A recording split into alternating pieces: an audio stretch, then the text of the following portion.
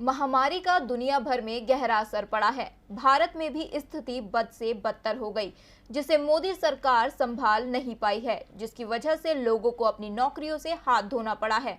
खुद केंद्रीय पर्यटन मंत्री जी किशन रेड्डी ने सरकार की नाकामी को बयां किया है और वो आंकड़े सामने रखे हैं जो बताते हैं कि देश में लाखों नहीं बल्कि करोड़ों लोग बेरोजगार हुए हैं।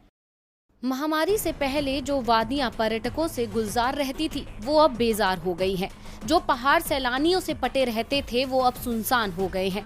संक्रमण ने पर्यटन के क्षेत्र में ऐसा असर डाला कि व्यापार की रफ्तार रुकने से करोड़ों लोग बेरोजगार हो गए। ये आंकड़े किसी रिपोर्ट ने नहीं बल्कि सरकार ने खुद बयां किए हैं। केंद्रीय पर्यटन मंत्री जी किशन रेड्डी ने राज्यसभा में जानकारी दी कि वित्त वर्ष 2020-21 की पहली तिमाही में 1,50,00,000 पर्यटन से जुड़ी नौकरियां चली गयी।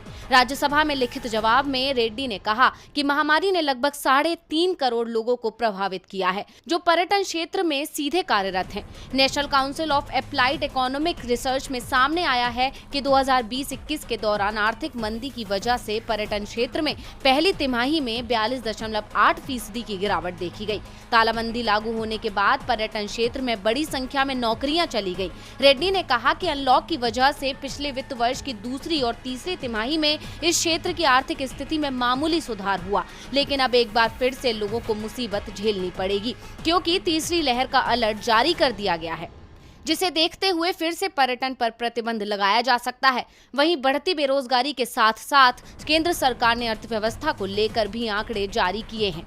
भारत सरकार ने वित्त वर्ष 2020-21 में अर्थव्यवस्था में 8% की गिरावट का अनुमान जताया है। इससे पहले जनवरी में चालू वित्त वर्ष 2020-21 में अर्थव्यवस्था में 7.7% की गिरावट का अनुमान जताया था।